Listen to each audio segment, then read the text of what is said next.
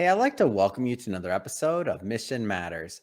My name is Adam Torres, and if you'd like to apply to be a guest on the show, just head on over to missionmatters.com and click on Be Our Guest to Apply. All right, so today I have Myntillae Nash on the line, and she is a product designer and founder over at Myntifresh Designs. Myntillae, welcome to the show. Hi, thank you. All right, so we got a lot to cover today. I'm really excited to have you on and to announce to our audience that you will be an author in one of our upcoming books. So first off, I just like to say congrats. Thank you. I'm excited.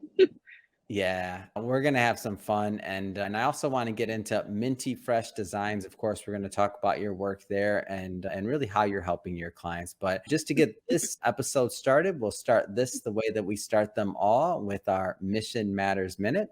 So, Myntillae, we at Mission Matters amplify stories for entrepreneurs, executives, and experts. That's our mission. Myntillae, what mission matters to you?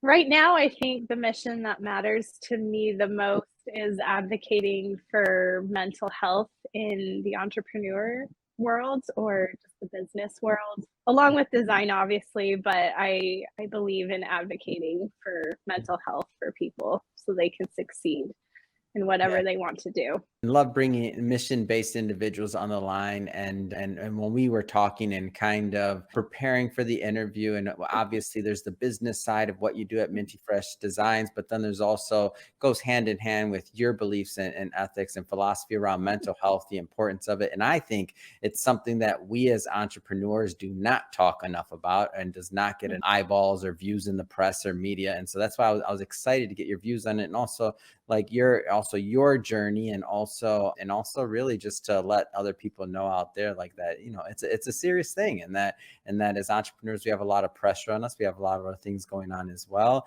and the more we talk about it, I feel like the more that we all have an opportunity to grow from that information and gain resources, right?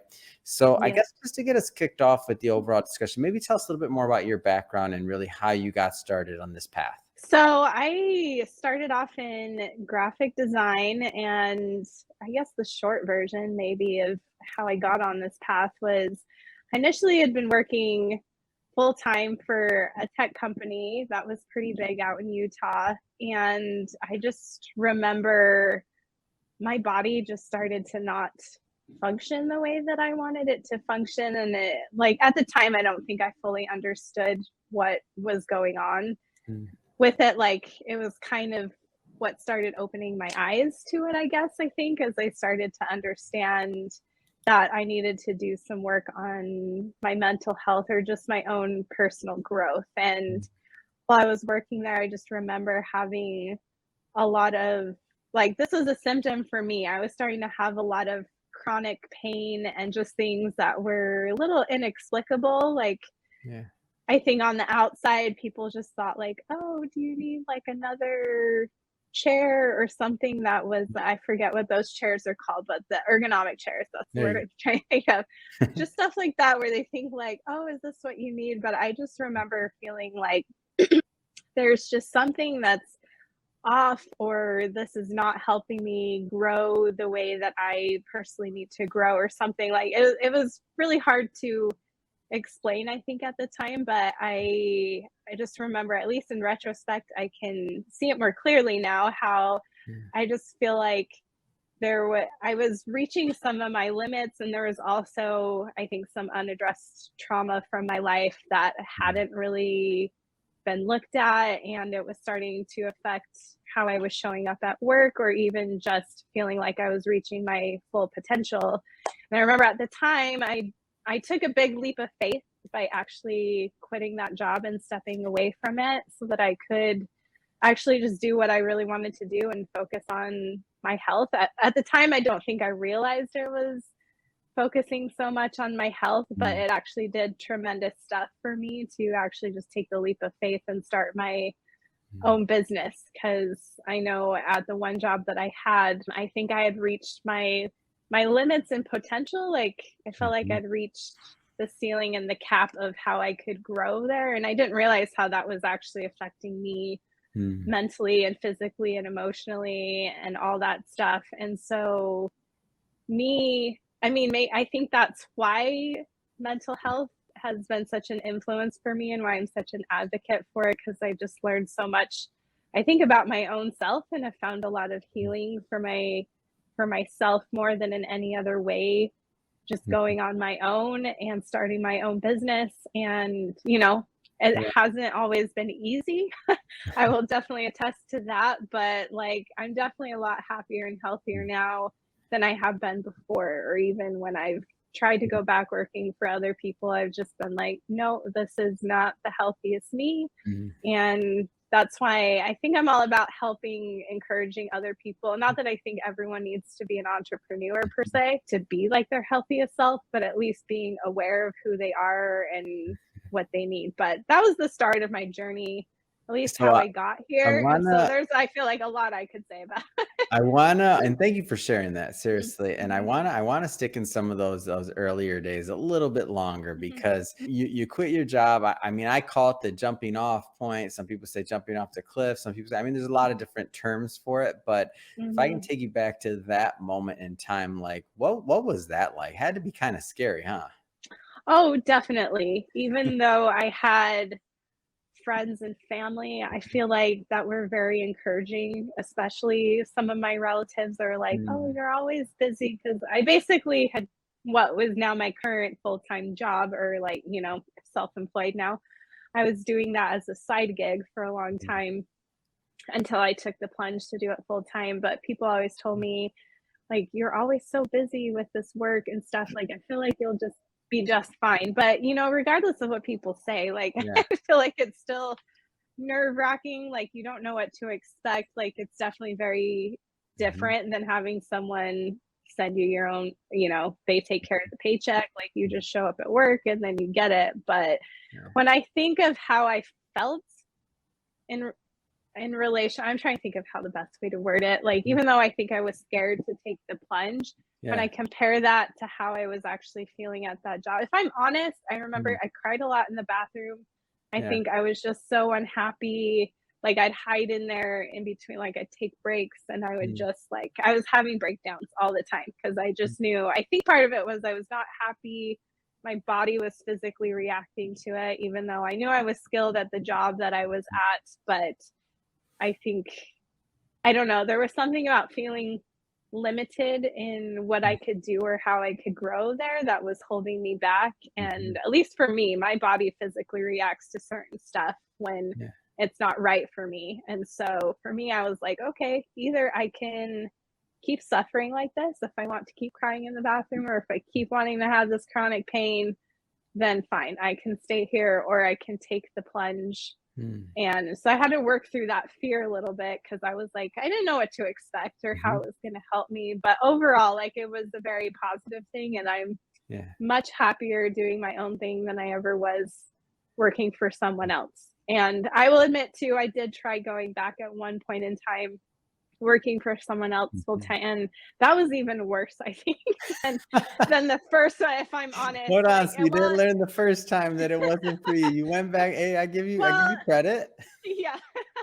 Well, I think there was a part because I was just like, I was struggling with a lot of stuff in my personal life. And I thought, just like, Mm, okay, maybe if I go back here, it'll help alleviate some of this. But it actually ended up being a very toxic environment for me, and actually did the opposite effect, I think, from what I was hoping for. And so even through that experience, I mm, also became, I think, even more of a mental health advocate, because I'm like, for people to thrive in their jobs and enjoy what they're doing, I feel like we need healthy environments. We need to mm, care a lot about how other people are doing, I think, in our jobs. And if we're mm, facilitating environments that are conducive to people, I think thriving is the best word I can think of.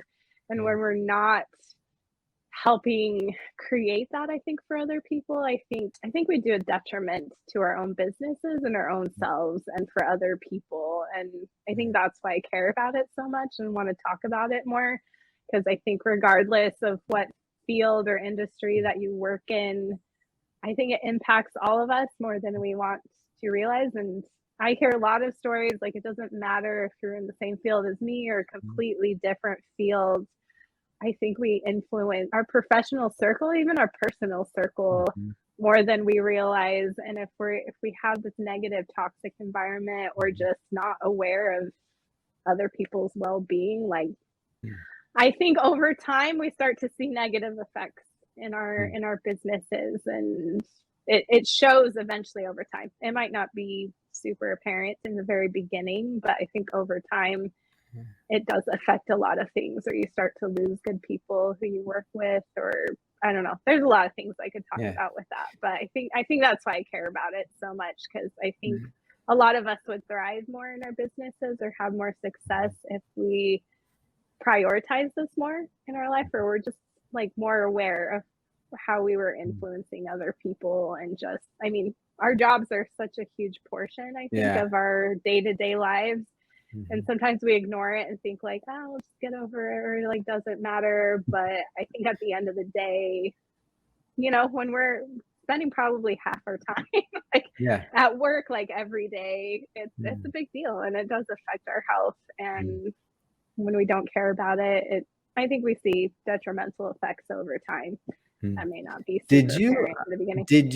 in the beginning, so did you give your what was your process like? Did you give yourself maybe room to breathe, room to heal, like, as you kinda made that transition? Like, what was your transition like of healing? I think, to be fair, I think it took several years to Mhm, kind of work through that, if I'm honest, and probably even more so in the last 5 years or so, because I've been doing this, I think, full time for at least 10 years now. mhm, And so in the very beginning, I don't think I really had a full grasp on mhm. what I was doing in terms of my healing process, if that makes sense. Like, I kind of just took Oh, the it plunge does and I for was like, sure, I'll kind of just like figure this out. especially as you're going Um, through it, like, and, like, it's hard, mhm, yeah. yeah. But I would say definitely during the last 5 years or so is when I think I took that more Mm, seriously. Like, I allowed myself to take breaks or just rest. And I know that might seem a little crazy when I think we work in this environment, or we have this culture, at least, especially here in America, I think, where we're supposed to just grind, grind, grind. And that can be mhm, really taxing on us sometimes. yeah, And it's hard when we have a lot of responsibilities and obligations. But I had to learn at some point, I think through some hard lessons, if I'm honest, mhm, that I needed to rest or allow myself a little bit more flexibility. Because mm, I will admit that I was a workaholic for very many years, mhm, and it took some hard lessons, I think, in my life to mhm, realize we don't have to be workaholics all the time, like, to be successful. And that was one thing that I did learn about myself, because I just thought like, oh, you have to just basically kill yourself, like, to be mhm, successful. And I learned that that's not true, because I've actually been more successful once I allowed myself more balance in my life and actually resting so that I actually function better. Because I think mhm, I was able to just like, well, quote unquote, do all the things right until a certain point where my body was like, mm-mm, you can't keep mm, doing things like that.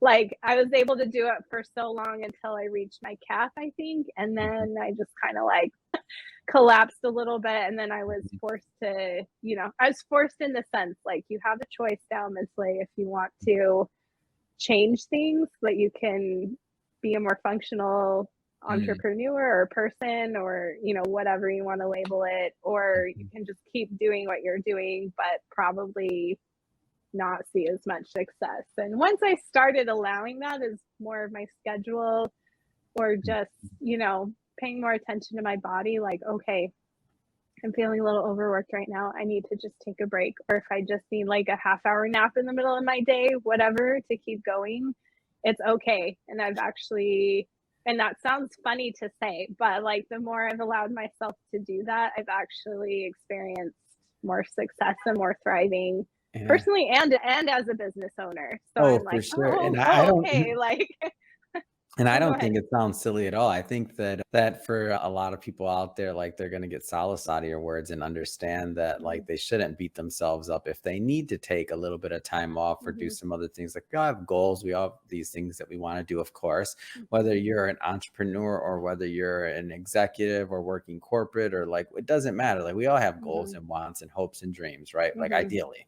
And if your body, or if you need some type of break, or you're missing something, like like it did in your case, show up in something outwardly in the terms of like your body Mhm. lets you know through pain. For other people, it might show up in something that maybe isn't like quite as obvious, like physical pain, or maybe it's depression. Maybe there's a bunch of Mhm. different things and ways that different people's bodies will react and let them know, hey, I'm not necessarily getting what I need. So not asking you to, be the doctor or prescribe anything like that. But if you were to give some tips based on just your success and what was helpful to you for some of those entrepreneurs out there that may be going through similar things, where they're thinking about like, their body, or they're just in general, they're not feeling right. What kind of things helped you that maybe they could take away from that as well? Some of them are kind of like what you said. I think if you start feeling really depressed, or just a lot of physical and possibly mental exhaustion, I think that's a sign of reaching our limits Yeah. and our capacity. I know I had suffered at one point in time from brain fog, and I think that was coupled with just a lot of exhaustion too. And I'll admit, when I had reached that point, I was like, I have never experienced these symptoms before. Like, I usually remember everything. And I think that's also a symptom of just extreme stress. So I feel like if you're going under a lot of stress, I think honestly that leads to exhaustion and probably depression and other things. Or there is such a thing, I think, not I think, I know it's called stress induced depression as well, which I think a lot of those are kind of the signs of that. So if you're aware of that, and just take a break. I think a lot of it just is allowing yourself permission to take a break. And this is more than I think our society likes to say, like, oh, just go on a vacation, whatever. Like, sometimes it might be more than that. Like, a vacation might be the gateway, maybe, to allowing yourself the rest that you need. But I think sometimes it's okay to step away. And that was a hard lesson for me to learn. Like, not step away Yeah. permanently. I'll clarify that. But like, maybe you just need like a few days off, or like a week off to reset or something. Mhm. And that might be important, like for the long haul or the grand scheme of things. And for me, that was really hard for me to actually acknowledge or even be okay with for several years, because I just always thought, like, I have these responsibilities to other people and my clients, and they're all really important to me. But I'll be honest, I'm now at a point where the people in my circle, especially my professional circle, I would say, are all advocates, I think, of me and my health. And Yeah. so it is a little bit easier to say, like, okay, I'm not doing well right now. Like, give me a couple of days, like, Yeah. to reset or whatever it is that I need. Or maybe I don't respond, like, or I say, like, I need a break. I might not be as responsive right now for the next little while. I need a reset for myself. But then I'll be more functional, and I know that I'll function better and be able to produce better products and Yeah. designs and stuff like that for people. And I think that's true for everyone in any industry. I think it's just it's a cultural problem in our work Mhm. culture here in America. Like, we think we're just supposed to keep working, working, working, and there's, you know, Mhm. this what do we call it? I guess the grind is what I always Yeah. hear, and I just think, like, why do we believe so much in this? I don't know. For me, I think I have a hard time with that belief, because I'm just kind of like, well, we can keep grinding Yeah. till we stop functioning.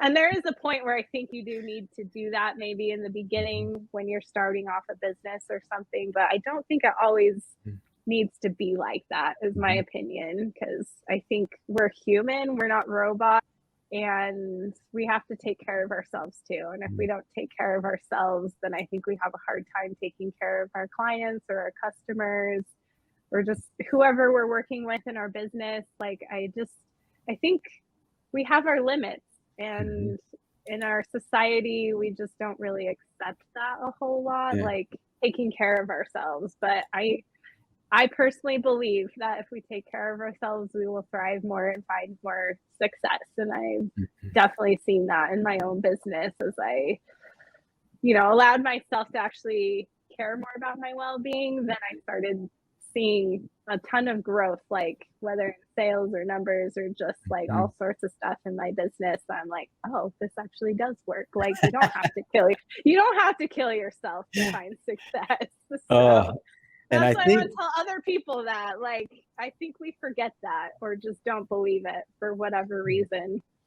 yeah, and I think one of the interesting things as I've gotten to know you better is that you take this same passion for mental health and really the amount of empathy that you've been able to build up and Mhm, cultivate, whether it was natural, you had it mhm, always, or if this kind of like it just makes you more in tune with what's going around mhm. you. During your profession and what you're doing over at Minty Fresh, I mean, UX, UI design, branding, development, like how does some of this experience you've had translate into creating really what you're doing for your clients, which is phenomenal user experiences. So, as you mentioned, empathy is a key skill or something that you need to have as a UX designer. And I think for some people, that's probably, or when I say some people, some designers, that's Mhm, probably a developed skill over time. I think I've been blessed in a weird way my mhm, whole life of having empathy for people in general.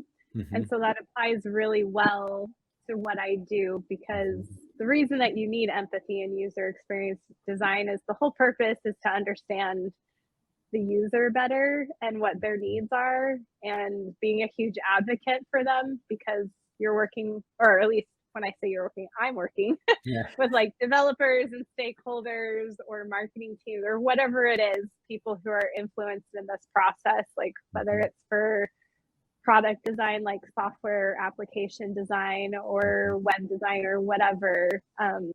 Other people who are maybe that's not their strong suit or what mhm, their role is dedicated to, that's where I come into play, where mhm, it helps me advocate for the user because sometimes that's missing in the mhm, middle for people. And so the fact that I've developed the skill of empathy, especially through just my own personal experiences, I mhm, think it just translates into me just caring so much about users and what will create a good experience for them. Like, yeah, and it goes down to even just like super minor detail with what I do, but I think it's been super helpful and maybe that's just naturally why I ended up in this career. I don't know, just because I had the mhm, natural skill set for it or something because empathy I'm realizing is not something that everyone has and I'm not yeah, downplaying that, but it is crucial for what I do in mhm, creating designs and it's not just about pretty designs. Like, yeah. yes, I like all that stuff. I like things to look pretty. I'm not going to lie,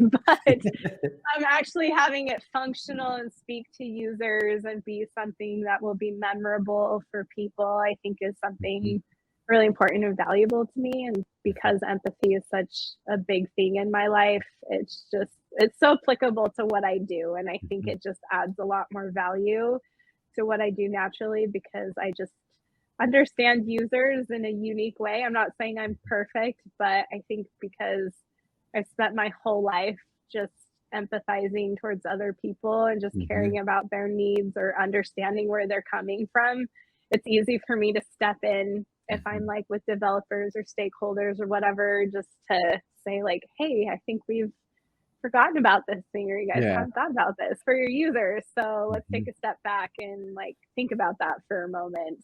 yeah. So that's where that comes into play for what I do on a daily basis.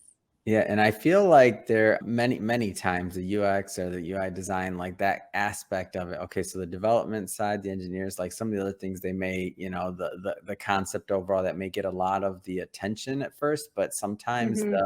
when we get to the design piece of it, sometimes people are stuck on the does it look good, and that's the main component. But Hmm. when you talk about functionality or when you talk about the user experience, like if you get the user experience right, that does translate into hitting goals, Hmm. like whether it's lead gen, revenue, whether it's Hmm. distributing documents, whether it's keeping somebody in your site longer, whether it's allowing the Hmm. information to be more accessible. And I'm just naming a couple of them. I'm sure you could rattle off way more than I could, but with Oh my yeah. limited knowledge of UX, don't leave me hanging mentally. I mean, mentally, I can't do all of that one by myself. It's But okay. tell us a little bit more about the UX UI side of things, and for those and for people watching this, and why it's so important to create that user experience? Well, the thing that's immediately coming to my mind right now as you were talking is Yeah. I would just say this, if you've spent all this money Yeah. on creating software like an application or even a website, because some Yeah. websites can be very complex, or even if Mhm. they're not as complex, they're still just as important. But I was Mhm. gonna say, if it's not serving a purpose, or well, actually, the better way to word it is if your You're users so are kind. coming. Look at that. You're even having empathy for everybody out there that's made Yeah, this mistake and that's yeah, cringing. Like this is yeah, you're demonstrating your mhm, empathy right now. You're yeah, not going to insult me. Yes, I've made this mistake. Go ahead. yes. Well, I was gonna say, if your users are coming to use Yeah. your product, like whether it's software, app, an Yeah. app, or a website, or really, there's a multitude of different things that could be. Mhm. Those are the primary ones that I'm usually doing UX for. If your users are coming and they're super frustrated when they're using your product, or they can't do what they want, or it's, they just leave it and say, like, I don't even know how to use this, or I can't even do what I want, then you've really just wasted a bunch of money. Like, and most of the time it's like, we're not going to get everything perfect. I would admit, Mhm. as UX designer, but we try our best because we try to do research and like Mhm. keep them in mind or ask enough questions. And that's a sign of a good team that is implementing all those things and actually trying to involve the user in Mhm. choices. But when we leave that out, like, you could spend all this money or just have developer, like, I've been Mhm. down that road where I've been brought into projects where they've only had a developer working on stuff, and developers just have a different way of thinking. That's the only way I'd say. They don't have the same skill set as a UX designer, and that's why it's crucial to kind of bring them into that, because a developer is going to think one way. And I would also say stakeholders also think another way, because they're the ones investing the money Mhm. into something, or this is their idea. And sometimes they can also get caught up in their ideas because they're the ones paying for it and just kind of Mhm. leave it out. But if you're creating this thing where people are like, I can't even use this, or I can't even do what I want, and Yeah. not that everything has to be 100% perfect in it, but like if you've created a good product Mhm. that's easy for people to use and they can accomplish the main task that they need to do in there, or Mhm. purposes, then that's good. But if you've done the complete opposite, like, Yeah. why have you even done it? Like, I've seen a Yeah. lot of people make mistakes or invest a lot of money in stuff like that and not involving the right people, Mhm. or leaving out crucial steps, like even involving Mhm. feedback from users and stuff like that, and thinking that's another mistake I will say, point out to people, is sometimes we think we know everything, Mhm. or that we know or assume that we know what users want, and that's not always true. Like, I would say probably half the time we're probably wrong, or sometimes we do get it right, sometimes we don't. But when we're just making these assumptions, we can create bad products that aren't working for us. And it's like, why even spend the money on something if Mhm. you're not going to involve people who are the experts to create something to help create, whether you want more leads or sales, or if Mhm. you just want to solve a problem for people. Are you Mhm. actually solving the problem, or do you just have like a good idea in your head for how to solve the problem? And I think there's a difference, like, between having the idea and actually implementing it successfully, Mhm. and going through the user experience process. And it's a team thing. I'm not saying Mhm. like I'm better and smarter than a stakeholder or developers. It's a team effort on all fronts, like, to create a good product together, Mhm. because you have to collaborate for sure. No one is better than one other person when it comes to this. But yeah, so there's a lot of benefits. I think if you forget a lot of that, then, like, at the end of the day, if you create a really frustrating app that no one can use, Mhm. then you haven't accomplished anything good for your business, or Well, like, you're not going to achieve success. yeah. That's all I would say in its simplicity at the end of the day. Yeah. Well said. Well, I want to spend a little bit of time here. And for everybody watching this, we're not going to spend too much time on this because we will be bringing Myntillae back onto the show, Myntillae back onto the show for a second part of this interview, which is a two-part interview. When the next time we bring Myntillae onto the show, it'll be about the book that we're launching. But just to give a little bit of just a little bit of a preview, what are some of the things that you plan to propose in the upcoming book launch? It's similar to some of the stuff that I mentioned, just going a little through my own personal story of my mental health journey and how that came to be as an entrepreneur. More details, obviously, than what I gave today. But also, I think just my applicable advice as to what entrepreneurs can do to just prioritize their well-being so that they are more successful as entrepreneurs. Because I think, I could spend all day talking about design. Like, I know a lot about that stuff, but I think the empathy side of me wants to speak more on how can we apply some of that stuff as well into our lives so that we're successful entrepreneurs. And I think helping advocate for everyone, because I feel like if I have good well-being, if my clients have good health and well-being, then we'll all be successful together and we can do more together more than me just like shoving design down your throat and saying this is why you need a good designer. Like, I can tie that all in together and say, you've heard parts of that, like how my personal journey has influenced my choices in my career or what I do as a designer, and I think that's great too. But I'll be, I think, sharing more my advice of how we can be better entrepreneurs and, not forgetting that puzzle piece in our life, because I think our businesses are more than just about the money. Like, obviously, money is important.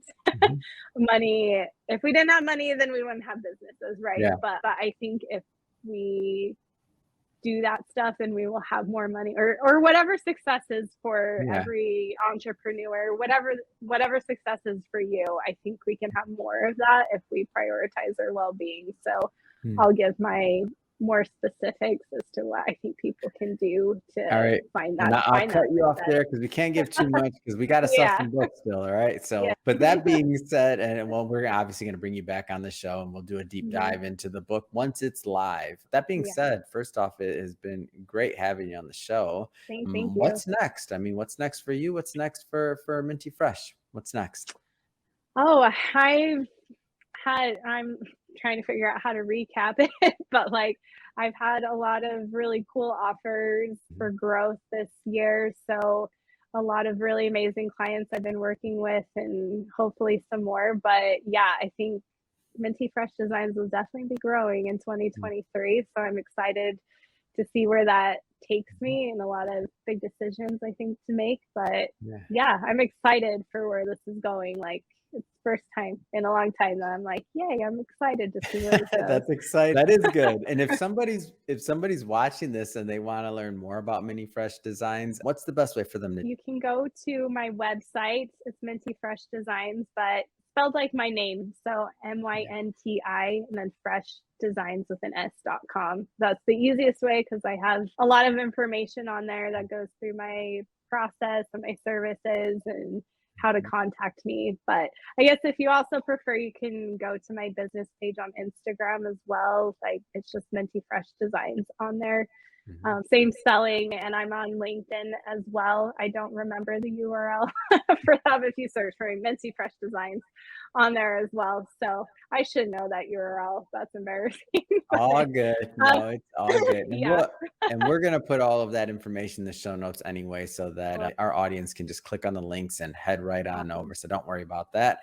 And speaking of the audience, if this is your first time with Mission Matters or listening to an episode or tuning in, we're all about bringing on business owners, entrepreneurs, experts, and executives and having them share their background, their mission, their businesses, and why they do what they do. Like, what motivates them? What's their mission in life? If that's the type of content that sounds interesting or fun or exciting to you, hit that subscribe button, because we have many more mission-based individuals coming up on the line, and we don't want you to miss a thing. Myntillae, it has been awesome having you back on the show, or having you on the show. I can't wait to have you back on the show to do the follow-up interview. So thank you again, and wishing you so much success in 2023. Awesome. Thank you so much.